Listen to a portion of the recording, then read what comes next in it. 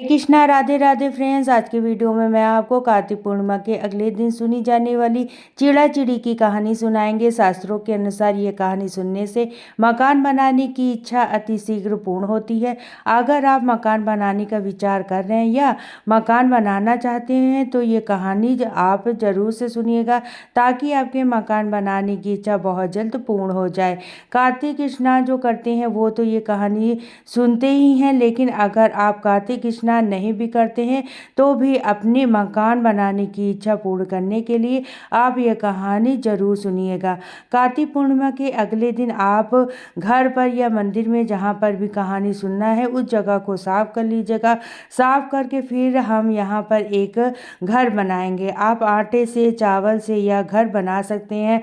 फर्श को थोड़ा सा साफ कर लेंगे। हम ये घर बनाना है। आपके घर के आसपास कोई मंदिर है, अगर आप मंदिर में जाते हैं तो वहाँ पर घर बना लीजिएगा। और अगर आप मंदिर नहीं भी जाते हैं तो भी आप घर पर भी आप इस तरीके से आप मकान बना लीजिएगा।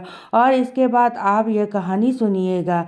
जितना बड़ा आप अपने लिए मकान बनाना चाहती हैं उतना बड़ा मकान हम बना लेंगे। अब मकान के बीच में हम चिड़ा चिड़ी को बैठाना है तो आटे से हम लोग चिड़ा चिड़ी बना लेंगे। यहाँ पर कोई विशेष आकृति बनाने की ज़रूरत नहीं है, सिर्फ ऐसा लगना चाहिए कि हाँ चिड़िया और चिड़ा बैठे हुए हैं। पक्षी की आकृति हमें बनानी है तो यहाँ पर हमने चिड़ा बना दिया है। चिड़िया को भी हम बैठा देंगे। फिर हम चिड़ा बना देंगे। मकान के बिल्कुल बीचों बीच हमें चिड़ा चिड़ी को बैठा देना है। उसके बाद फिर हम इनका पूजन करना है और कथा सुनना है। कार्तिक पूर्णिमा के अगले दिन यानी पड़वा को आप यह कथा सुबह के समय भी सुन सकते हैं या फिर आप चाहें तो शाम के समय भी यह कथा सुन सकते हैं। घर बनाने के बाद घर के चारों कोने में हम दीपक रख देंगे और घर के बीच में भी हम एक दीपक रखेंगे। चारों तरफ खुला होना चाहिए। बाहर आप चाहें तो दीपक रख दीजिएगा मेन गेट पर, या आप मोमबत्ती भी रख सकते हैं। इसके बाद हम जल के छींटे लगाकर शुद्धिकरण कर लेंगे और सारे दीपक जला लेंगे। आप चाहें तो ये दीपक आप सरसों के तेल के भी जला सकते हैं या घी के भी जला सकते हैं। फिर हम पूजा शुरू करेंगे। तो सबसे पहले हम वस्त्र रूप में कलावा समर्पित कर देंगे। इसे हम तिलक लगा देंगे। दियों को भी हम तिलक कर देंगे। चिड़ा चिड़ी को भी तिलक कर देंगे। उसके बाद चावल समर्पित कर देंगे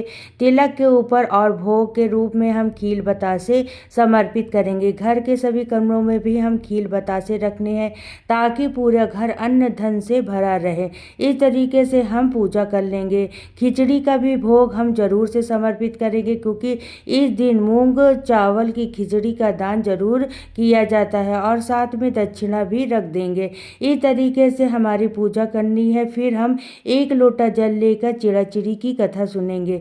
तो एक लोटा हम जल ले लेंगे, हाथ में मूंग और चावल की खिचड़ी ले लेंगे और फिर हम चिड़ी की कथा शुरू करेंगे। तो चलिए मैं आपको चिड़ा चिड़ी की कहानी सुना देती हूँ। बहुत समय पहले की बात है। चार चिड़िया थी, चारों आपस में सहेली थी।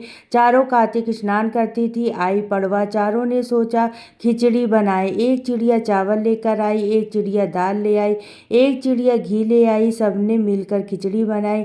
सबने सोचा कि पहले नहाकर आते हैं फिर बैठकर आराम से खिचड़ी खाएंगे। पहले एक चिड़िया आई, उसे भूख लगी हुई थी, बाकी चिड़िया अभी नहीं आई थी तो उसने खिचड़ी की भाप को ले लिया। दूसरी चिड़िया आई, उसने पानी पी लिया। तीसरी चिड़िया आई, उसने खिचड़ी खा लिया और चौथी चिड़िया आई तो सिर्फ खुरचन बचा था, उसने खुरचन खा लिया। चारों चिड़िया मर गई।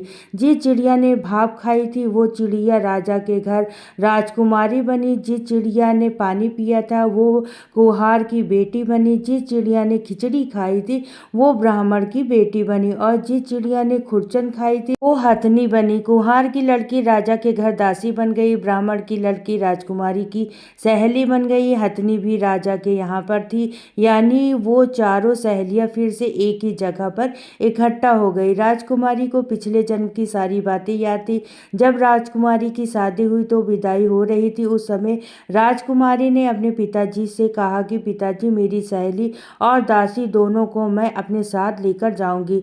राजा ने कहा ठीक है तुम लेकर चली जाओ। उसके बाद जब विदाई होने लगी फिर राजकुमारी ने जाने से मना कर दिया। राजकुमारी से राजा ने पूछा कि अब तुम्हें क्या चाहिए।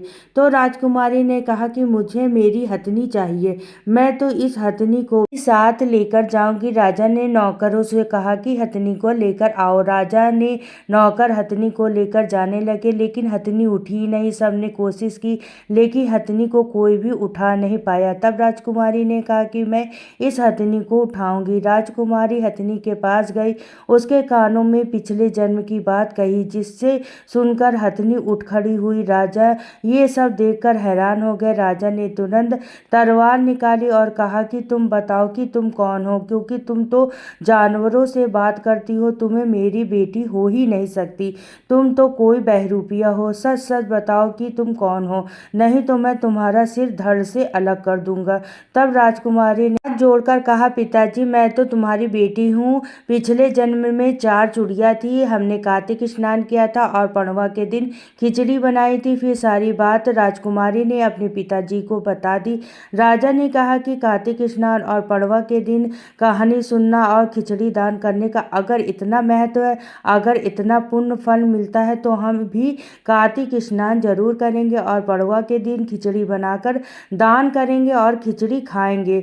उसके बाद से राजा ने पूरे नगर में ढिंढोरा पिटवा दिया कि सब लोग कार्तिक स्नान जरूर करें और कार्तिक पूर्णिमा के अगले दिन पड़वा को चिड़ाचिड़ी की कहानी सुने, अपने ठाकुर जी को खिचड़ी का भोग लगाएं, स्वयं भी खिचड़ी खाएं और खिचड़ी का दान भी करें। हे भगवान, जैसे आपने राजा की बेटी की सुनी, वैसे सबकी सुनना। इस कहानी को कहते सुनते हुकारी भरते सबकी मनोकामना पूर्ण करना और सबके घर को अन्न धन से भर देना।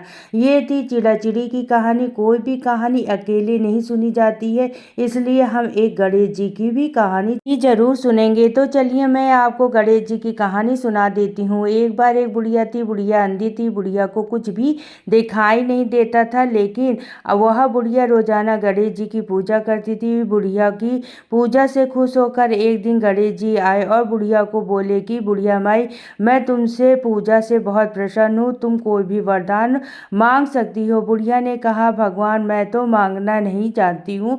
तो गणेश जी बोले, कोई बात नहीं, तुम अपने बेटी बहू नाती रिश्तेदार से पूछ कर बता देना, मैं कल फिर आऊँगा, तुम कल मांग लेना। बुढ़िया बोली, ठीक है। गणेश जी अंतर्ध्यान हो गए। बुढ़िया सीधे अपने बेटे के पास गई, सारी बात बताई और बोली कि बेटा मैं क्या मांगू। बेटा बोला, माँ बहुत सारा धन मांग लो, तुम्हारी सातों पीढ़ियां बैठकर खाएंगी। बोली, बेटा ठीक है। फिर बहू के पास गई, सारी बात बताई और बोली, बहू बताओ मैं क्या मांगू। उसकी बहू बोली, माँ क्या करेगी धन का, असली धन तो पोता पोती होते हैं, अपने लिए पोता मांग ले। बोली, तुम ठीक कह रही हो। यही कहने के बाद बुढ़िया अपने सहेली के पास गई। सहेली बोली कि क्या करोगी धन का और क्या करोगी पोते का, आंख मांग लो, आंख होगी तो तुम्हारा बुढ़ापा अच्छे से कट जाएगा। बुढ़िया बोली, बात तो तुम ठीक ही कह रही हो। सबकी बात सुनकर बुढ़िया रात को सो गई। रात को पूरी रात इसी सोच विचार में चली गई, सुबह क्या मांगू। सुबह हुई, गणेश जी फिर आए और बोले, बुढ़िया माई क्या मांगना है। बुढ़िया माई बोली कि गणेश जी मांगना तो मैं ना जानूं, अगर आप देना ही चाहते हो तो बस इतना दे दो कि मैं अपने सोने के महल में सोने के पलने में पोते को झूलते हुए देखना चाहती हूँ। गणेश जी जोर जोर से हंसने लगे। बोली, बुढ़िया माई मैं तो तुम्हें बहुत ही समझता था, बहुत सीधा समझता था, तुम तो बहुत ही चतुर निकली, एक ही बात में सब कुछ मांग लिया, धन आंखें पोता सारी चीज हो गई। गणेश जी महाराज सब देखकर अंतर्ध्यान हो गए। हे गणेश जी महाराज, जैसे आपने बुढ़िया की सुनी वैसे सबकी सुनना और सबकी मनोकामनाओं को पूर्ण करना। इस तरीके से हमारी चिड़ाचिड़ी की कहानी पूर्ण हो जाती है। कहानी सुनने के बाद में जो हम चावल की खिचड़ी है हाथ में लिए थे, वो खिचड़ी चिड़ाचिड़ी को और जल के लोटे में डाल देंगे। बाकी जो चावल है वो हम दान करने वाली खिचड़ी है उसमें डाल देंगे। तो इस तरीके से हमें कहानी सुननी है। कहानी सुनने के बाद हम हाथ जोड़कर प्रार्थना करेंगे, हे भगवान जैसे सबकी मनोकामनाओं को पूर्ण किया वैसे हमारी मनोकामनाओं को पूर्ण करना, और कोई गलती रह गई हो तो उसे क्षमा कर देना। इसके बाद जल का जो लोटा है ये सूर्य नारायण देवता को हम अर्घ दे देंगे, और जो खील बतासे का हमने भोग समर्पित किया था इसको प्रसाद के रूप में सभी को हम बांट देंगे। इसके बाद जो खिचड़ी है और दक्षिणा हमने चढ़ाई यह हम दान करना है। पड़वा के दिन आप खिचड़ी बनाकर भी दान कर सकते हैं, या खिचड़ी को कच्चा भी दान कर सकते हैं। कच्चा चावल और मूंग लेकर भी वो आप दान कर सकते हैं। खिचड़ी का दान आप इस दिन जरूर करिए करिएगा और अपने ठाकुर जी को भी इस दिन आप खिचड़ी का भोग लगाइएगा, भी खिचड़ी का सेवन जरूर करिएगा।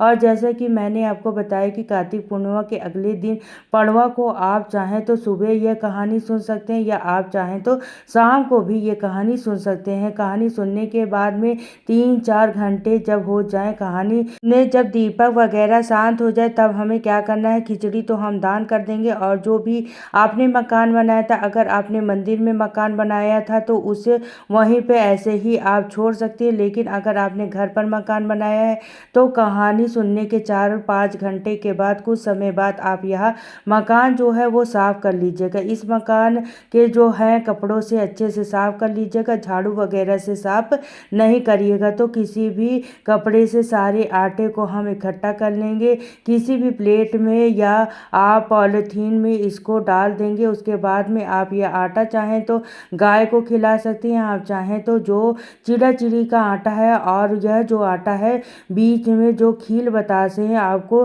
दिख रहे होंगे, जो भोग के रूप में हम को भी आप डाल सकते हैं, गाय को भी खिला सकते हैं, या आपके यहाँ पर नदी तालाब है तो मछलियों को भी डाल सकते हैं। फ्रेंड, चिड़ा चिड़ी की ये कहानी सुनने के लिए कार्तिक स्नान पूर्ण होता है।